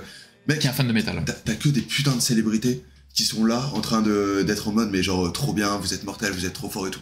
Ça, c'est aussi un groupe qui a fédéré des mecs qui écoutent du métal extrême. Genre, t'avais des vidéos d'Alford et de Hetfield à côté pendant TLC. Pas au Hellfest, hein, mais qui sont lancés sur Turnstile. Pour moi, certes, c'est un groupe qui a marqué une génération. Je trouve que c'est ultra legit. À l'inverse de merde comme Sleep Token ou je sais pas quoi. Et je suis ravi que ce soit eux. Ouais, et je pense qu'on se rappellera beaucoup de ces prestations-là quand bientôt ils auront que leur place devant la main stage parce que ce sera absolument ingérable. Mais non, moi je suis pas étonné que ce soit ton top concert en tout cas à l'issue de ce week-end. Outre le fait que je reporte de l'affection, de toute façon, objectivement. C'était top concert ou déception. Ouais, c'est ça. C'était binaire quoi. Et du coup, et là, genre mec, on continue, tu vois, genre vous êtes toujours sur notre caravelle. On peut, de manière très fluide, parler des déceptions, Lucas. Moi, je vais aller très vite parce qu'il n'y en a pas beaucoup. L'avantage du Hellfest, c'est qu'il y a tellement de concerts qu'en fait, quand il y a un concert qui vous casse les couilles au bout de 10 minutes, bah en fait, vous partez. Et donc, en fait, moi, il y a rarement des déceptions où je me dis, je suis resté tout le truc, j'ai pas trouvé ça ouf. Franchement, c'est pas très fréquent. Donc, je vais en mentionner que deux. Un qui est pas vraiment une déception, mais que je mentionne, c'est Unleashed. Tu vois, genre. Groupe qui quand même qui a un historique, alors certes c'est de la division 2 mais quand même c'est quand même un groupe qui a un historique, mais ça fait un peu de la peine de voir des groupes de death cette année vu que la plupart du public death n'est pas venu parce qu'il n'y en avait quasiment pas. Donc le public death qui est, voilà, vous avez une demi-scène dans l'altar alors que c'était en pleine soirée, il y avait une ambiance limitée dans le pit, le son était pas forcément exceptionnel. Voilà, ça faisait un peu pétard mouillé pour un groupe où t'as l'impression que tu te dis voilà c'est fin de carrière, ça intéresse plus grand monde, ça faisait un peu de peine à voir. C'était pas forcément déception sur leur prestat, c'était un peu déception sur le concert avec tous les paramètres qui à prendre en compte. Et moi j'ai mentionné Death Heaven. Alors déception relative. Moi je trouve que ça peut pas être une déception parce que t'aimes pas, tu vois. Mais en fait j'aime pas trop sur album et j'y étais allé en me disant tout le monde me parle des prestations live en me disant c'est exceptionnel, ça va t'emmener ailleurs, même si t'aimes pas sur album tu vas aimer blablabla. Bah en fait ça m'a fait à peu près le même effet. Il y a quelques titres mais qui m'ont plu, mais d'une manière générale j'ai trouvé ça assez monolithique, assez décevant, et donc je le mets en déception, mais c'est pas une déception parce que j'avais pas d'attente. Disons que ça a confirmé ce que je pensais du groupe, alors que tout le monde me l'avait surhypé en live, donc j'avais une attente au final quand même, malgré tout. Moi j'ai pas de déception fondamentale, y a rien que j'ai pas aimé, mais y a des trucs qui m'ont pas satisfait de la manière que ça aurait dû me satisfaire. Et on peut commencer par Pentagram, qui a donné un concert hyper crédible, le line-up est hyper solide, mais trop titre du nouvel album. Juste un problème de cette liste. T'as 40 minutes, frère, ton nouvel album, je m'en fous. Genre, mets plus de classiques. Et tu voyais d'ailleurs un gap de réaction entre les Forever My Queen, les trucs comme ça, et les I Spoke to Death dont tout le monde se branle, tu vois. Après, Bobby est toujours Bobby et ce genre de choses. Mais c'est pas le meilleur concert de Pentagram que j'ai vu, et vu l'âge de Bobby, je sais que j'en reverrai pas 1000 autres. Donc t'espères autre chose. Genre, en tout cas, le buzz avec son mime avait bien marché parce que la quantité de monde qu'il y avait sous la vallée. C'est clair. Team Mortgage, j'adore le groupe, j'aime bien le répertoire. Le concert était quelconque.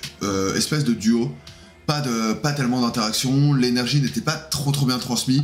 Sous la Warzone avec le cagnard, c'était aussi dur pour les gens de bouger.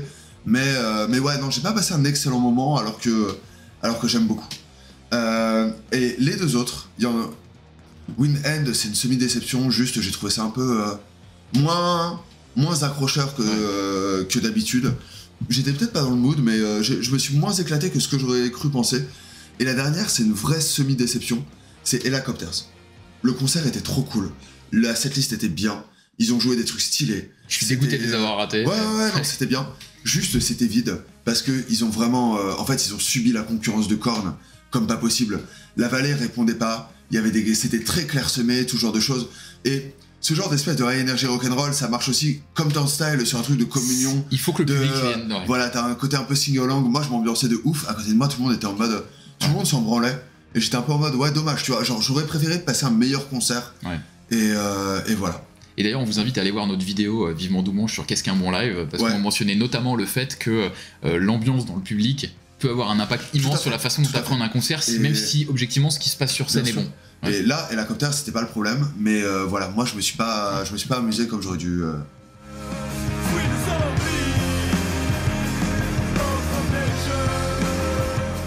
Alors on a évoqué nos coups de cœur et nos déceptions, maintenant on peut peut-être évoquer les découvertes, parce qu'il y en a eu quelques-unes, avec la précision que globalement...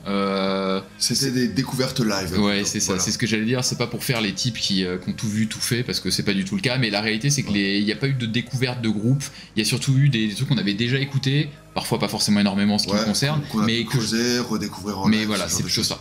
Non, en vrai, Michael, faut qu'on avoue à nos auditeurs, moi j'ai écouté toutes les morceaux de musique de sur Terre. T'as tout écouté ? T'as même écouté Windrose, je crois, vu que t'allais les voir. Ouais, bien sûr. C'est à propos de découverte, d'ailleurs. Alors, à propos de découverte, moi, j'y suis pas allé, vraiment. J'avais peur de finir en thérapie. Non, moi, il y en a quelques-uns que je peux mentionner.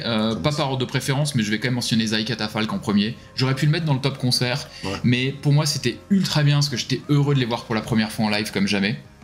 La setlist m'a plu, même s'il y avait quelques titres qui manquaient, que j'aurais bien aimé entendre, mais peu importe, j'étais heureux de les voir. Mais je les mets qu'en découverte live parce que c'est pareil, un groupe de métal avant-garde comme ça qui passe en milieu de journée. J'aurais préféré les voir dans des meilleures conditions. Donc c'était pas un top concert, mais c'était ultra bien et j'ai quand même envie de les revoir. En tout cas, c'était une découverte live. Même mention pour Death Clock.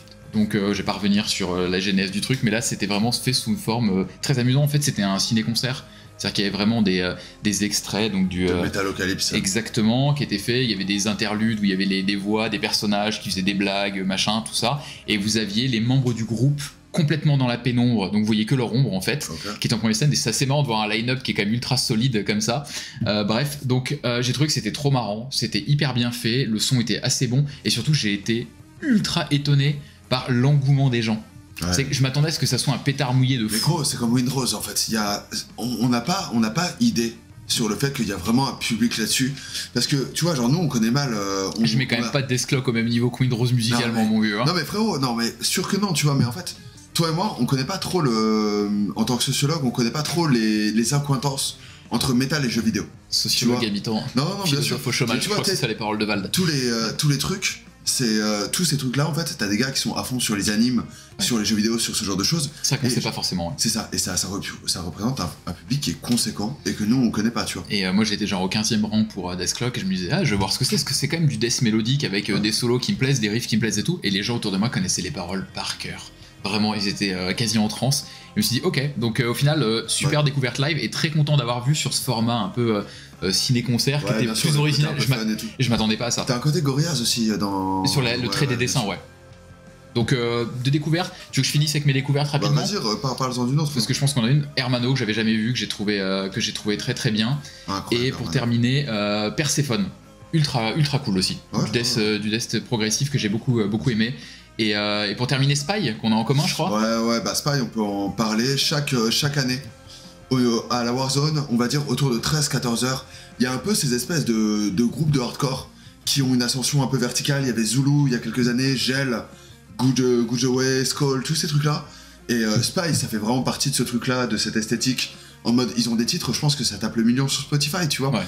Genre, c'est quand même des gros groupes dans des scènes un peu quand même surbookées. C'était incroyable. C'était certes régressif, certes assez bas du fond. Non mais c'était une découverte live. Mais c'était super cool. Dans le même créneau, je crois que d'ailleurs c'était juste après Spy, The Chisel. The Chisel, c'est cette espèce de rock anglais de punk hyper rêche, d'anglais qui ont envie c'est ça, d'anglais qui ont envie de se taper, de se mettre des coups de poing et tout. Pareil, les jeans bien près des cuisses, le t-shirt Free Palestine, les tatouages avec des lignes genre hyper épaisses, les crânes rasés, tout ça, genre vraiment rock punk de tu peux pas faire plus anglais que ça. Ouais, exactement, ultra stylé. T'as parlé de ta découverte live avec Sai Katafalke, c'est ça? La Catafalque. Moi, j'avais vraiment une découverte live que j'avais envie de faire, c'est The Night Eternal, qui est un groupe de heavy metal avec une voix gothique, qui est pour moi dans la lignée directe de In Solitude, qui était un groupe que j'adorais, avec des riffs un peu gloomy, ce côté c'était l'époque de Ghost et tout, et cette voix un peu sombre. C'est pas très loin non plus de Type O Negative, même si c'est pas fondamentalement ça. Et je trouve que le mélange Sister of Mercy, heavy metal, genre gros riff, c'est hyper intelligent en termes de DA, et c'était un concert que j'ai trouvé incroyable. Incroyable avec toutes les limites que peut avoir un concert à 15h, à 13h. C'était même avant ça, je crois. Ouais. C'est ça, ouais, bien sûr. Mais j'ai été vraiment happé. Et c'est un groupe qui, par exemple, est un peu dans ce même truc que Green Lung, Heavy Occult, nanana. Et je trouve qu'il leur met mais genre 3 vitesses. Ou Lucifer, ou tout genre de choses. Et c'est vraiment trop bien. Et dernière chose, c'est une semi-découverte. C'est Death Eater. Parce que Death Eater, je suis arrivé au dernier concert. Au dernier morceau, excusez-moi, j'ai rejoint mes potes et tout le monde m'a dit gros c'est le concert du fest, et j'étais en mode merde parce que ce que j'ai vu de Death Eater, ça m'a soufflé, c'était trop bien. Il repasse il me semble à Paris et faut que je me renseigne parce que du coup ça t'a chauffé direct, ouais, c'est clair.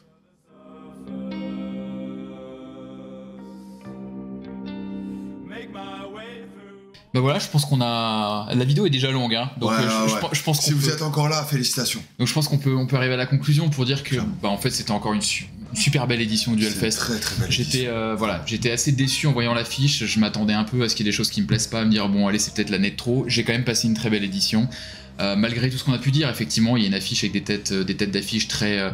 rock mainstream, on n'a pas parlé de Muse qui a priori a donné un plutôt bon concert malgré un son qui était a priori catastrophique, mais on ne sait pas trop, mais voilà, on sait qu'il y avait un sujet tête d'affiche, on sait que l'Altar et la Temple c'était une déception avec des genres extrêmes pas assez représentés, donc voilà, il y avait des trucs, mais comme d'habitude on a trouvé des concerts qui nous ont plu, on a eu des petites claques, donc moi globalement j'ai passé un excellent moment. Ouais voilà, et si on enlève les 2-3 points négatifs dont on a parlé, les améliorations possibles au niveau de la circulation, tout genre de choses. La jauge, tout ça. Voilà, c'est ça. Le Hellfest est quand même un moment à vivre qui est incroyable.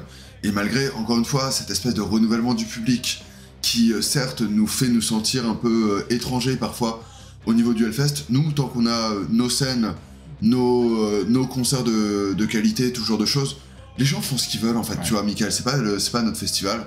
On aime toujours autant y aller. Et pour écouter de la musique, ça reste un festival qui est d'un confort incroyable. La seule chose qu'on espère, c'est que les genres extrêmes vont quand même revenir sous la Temple, mais surtout sous l'Altar, et d'avoir une année de Death l'année prochaine. C'est ton pari, je crois. Moi, j'ai vraiment un pari, c'est que ça fait quelques années que la vallée, moi, je la trouve moins bonne. Et là, ils sont arrivés, ils ont fait un truc très traditionnel. Le Hellfest, s'ils en sont ici, c'est aussi parce qu'ils ont beaucoup...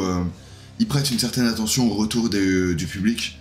Et moi, je pense qu'on n'est pas les seuls à leur avoir dit ok, il y a pas de métal extrême, nanana. Moi, je vois bien, très bien. Bon, bah, l'année prochaine, Blood Incantation, Unchained Death, machin, et remettre un peu les pendules à l'heure. Exactement, les églises sur les i, comme on dit. Bah d'ailleurs, on peut enchaîner avec le petit jeu qu'on avait déjà fait l'an dernier, c'est quels sont les groupes que tu penses qui seront à l'affiche l'année prochaine, des petits paris, pas forcément des groupes que t'aimes d'ailleurs, hein, mais tu veux commencer? Ok, bah vas-y, on avait dit 6 ou un truc comme ça, un par scène. Main Stage 1, Sleep Token, je les teste, mais malheureusement ils seront là, c'est un mal nécessaire. Moi je pense que sous la Warzone, il y aura Fontaine d'ici.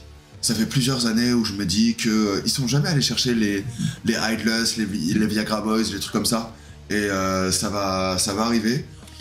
Main Stage 2 où Valais, King Gizzard, je pense que Power Trip sous la Temple peut-être, tu vois, dans un délire un peu trash, maintenant que le trash est à la Temple. Je me dis que why not, théoriquement elle devrait être sous la Warzone, mais bon bah pourquoi pas.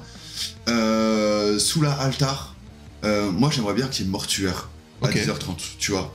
Groupe de Bordeaux avec des Year of No Light, comme ça permet aussi de pas parler que de trucs un peu mainstream.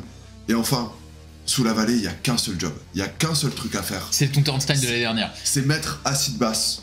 Genre maintenant, le mec d'Orange Goblin, il est booker pour les dates en Europe. Comme tu le sais, je suis allé les voir à la Nouvelle-Orléans, donc je sais que le concert sera pas aussi bien qu'au Fillmore et tout ce genre de choses. Le groupe est extrêmement en forme. Il est ultra fort. Et ceux qui l'ont vu, il y a même des lives, ils peuvent en attester. Genre vraiment, il n'y a qu'un seul truc à faire sous la vallée, c'est mettre Acid Bass en tête de l'affiche. Pas impossible. Moi, dans les paris de l'année prochaine, il y a beaucoup de gens qui parlaient de Metallica, et comme vous le savez, ils ont annoncé leur tournée avec notamment Gojira, Avatar, etc. Metallica joue le 19 et le 21 juin, le même week-end, avec 2 dates à Dublin. Donc clairement, c'est impossible. C'est ça, et donc Gojira, c'est mort aussi. Donc Gojira, pas sûr, parce qu'ils ne font qu'une des 2 dates. Okay. Donc pour les groupes support, donc Avatar, Avatar, il y a No Clues, ils seront pas là évidemment, mais Avatar et Gojira, c'est pas impossible qu'ils soient là. Je serais pas étonné que Gojira fasse une des dates et qu'ils puissent. Mais Metallica, c'est mort. Moi, je dis Gojira, je pense. Slayer, je commence à y croire. J'y croyais pas du tout. Je commence à y croire, de me dire, je pense qu'il y a pas mal de gros festivals européens qui essaient de boucler l'exclusivité à gros coup de chéquier. Surtout qu'il y avait une exclue. En fait, il y a une exclue cette année avec Sharon Osbourne, tu vois. Mais donc c'est pas impossible que l'année prochaine. Donc moi, Slayer, j'y crois. Et je vois bien ensuite un petit trio Iron Maiden. Ouais, aussi. Je les vois bien aussi. Je vois bien In Flames revenir. Je vois bien Blood Incantation. Ouais. S'ils veulent remettre un peu l'église sur les i. Grand absent cette année, alors qu'ils étaient au Grass Pop, c'est pas normal. Faut encore une fois remettre les églises sur les i. Et ils ont 2 groupes un peu plus petits qui auraient la place sous Altar Temple. Je vois bien Imperial Triumphant revenir, nouvel album. Aussi. Donc, et qui peuvent faire la vallée aussi, effectivement. Donc ce serait assez chouette de les voir. Et le dernier, du prog. Du death prog, avec Rivers of Nihil aussi, qui vient de sortir un super dernier album que j'espère beaucoup voir l'année prochaine, et ce serait dans le cadre d'une tournée. Je pense que c'est assez cohérent. Ouais, tout à fait. Et Limp Bizkit, s'il vous plaît. Et Limp Bizkit. Plusieurs sets de Limp Bizkit exclusifs. Et ben voilà, c'est tout pour nous. Ce live report touche à sa fin. Merci à tous de nous avoir suivis jusque-là dans la vidéo. Merci à tous aussi d'être toujours aussi nombreux à nous suivre et d'être venus nous voir aussi au Hellfest. Tout à fait. Genre, ça fait toujours plaisir. Des fois, on sait pas trop comment se comporter. On dit juste merci et c'est tout. Mais genre, vous faites chaud au cœur. Parce qu'on trouve ça bizarre que les gens viennent nous voir. Qu'est-ce qu'ils veulent, les gars? Pourquoi? Laisse-moi tranquille. Non, vraiment, en plus, vous êtes hyper chaleureux d'une part. Et genre, vous faites vraiment gaffe aussi à notre espace public. J'ai eu plein de... Excuse-moi de te déranger, je suis en mode... Mais on n'est pas des stars, mon vieux. C'est ça, exactement. Genre, vas-y, parle-moi. Non, ça fait plaisir de voir le soutien sur un travail très amateur, mais qu'on essaye d'être professionnel le mieux possible. Exactement. En tout cas, n'hésitez pas, de manière plus pragmatique, à vous abonner à la chaîne, à dire ce que vous avez pensé de cette vidéo dans les commentaires, à aussi mettre quels ont été vos coups de cœur, vos déceptions, les choses que vous attendez pour l'année prochaine. Ça, vos remarques sur le Hellfest, pas de soucis, mettez ce que vous avez envie. Allez aussi soutenir les autres, c'est-à-dire les reports de tous les autres, Rockard, et aussi The Doom Dad, effectivement, qui il me semble va sortir quand même des trucs. On aura évidemment le meilleur live report, mais n'hésitez pas à aller voir les copains et les autres d'ailleurs, parce qu'il faut faire vivre un peu la commune. Les copains et la concurrence. Exactement. Voilà. Mais venez nous voir en premier d'abord. Voilà, quant à nous, on se retrouve en juillet pour la dernière vidéo de Vivement Doux-Manche. Voilà. Pas la dernière all-time, rassurez-vous, juste la dernière de la saison. De la saison. Exactement. Et après, voilà, on reprend le championnat comme tout le monde. En septembre, comme tout le monde. Voilà. Donc voilà, sur ces bonnes paroles, on vous dit à toutes et à tous, à bientôt. Prenez soin de vous.